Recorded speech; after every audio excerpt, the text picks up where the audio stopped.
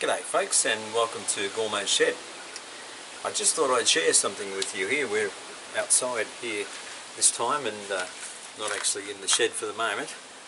We had quite a significant weather event here last night where this particular area had 50 mils of rain in half an hour, and that was accompanied by quite severe hailstorm here.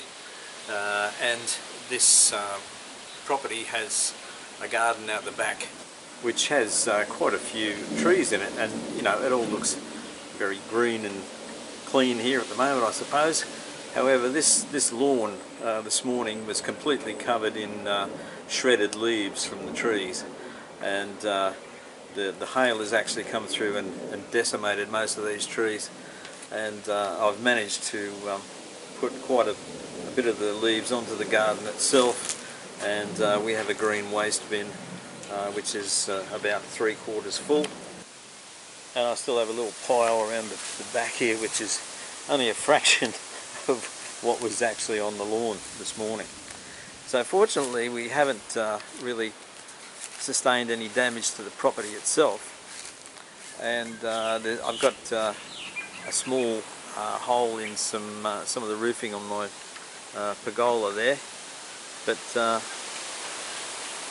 apparently so far it's alright. We are in for another visit tonight, so we'll just keep our fingers crossed and see how that goes. So, big dealie mates, you might say. Well, we're getting these weather events. They're more common now than they used to be. But as we move into the shed, it starts to have importance as far as your property is concerned, and you know, with the people that watch this channel, obviously some of your property is model railways, and quite a lot of money is invested in these things and time, and it would be a great shame to see any of it damaged or lost through some of these weather events that seem to be more common. They're certainly more intense and more frequent than they used to be in the past. One of the considerations I have in this building here is this workshop has a light panel in the roof. It makes it almost like daylight in here when I'm in here working, and this adjoins my railway room here. So the railway room has a door and it can be completely sealed off from this area here. However, if I was to sustain breakage in the roof here, I'd get quite a bit of water through into my railway room, because the floor actually falls away a bit into this room. So the likelihood of getting water in there is fairly high, I think, if I take any damage in this roof here.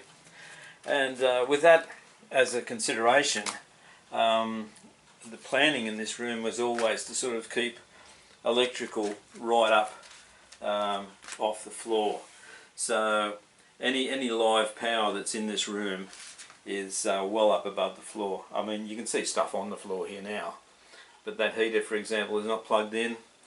My little foot switch there, I suppose, could be an issue. Might have to think about that, but everything else certainly is well up off the floor when we're talking electrical.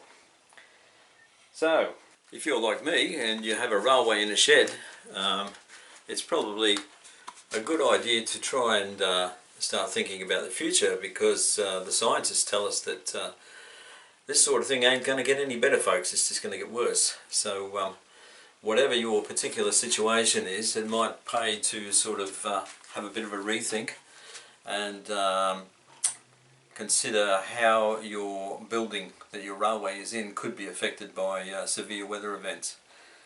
Certainly insurance is something that could come into it. I mean, you could insure against just about anything, but you know, you can replace your stuff, but the time and the effort that goes into it, that's the thing that is really a great loss. You know, you'd be ashamed to see all your hard work go to waste just because of one event. So I'm afraid I'm locked into what I've got here. As I say, this room is fairly secure in that sense. The door can be closed off. The only issue would be water coming in on the floor. So I think I'll be okay for a long time yet. So yeah, folks, it's just one of those things to keep in mind, I suppose, and we're reminded of it with these events that come along from time to time. Anyway, all the best. I'll see you next episode. Cheers, Gormo.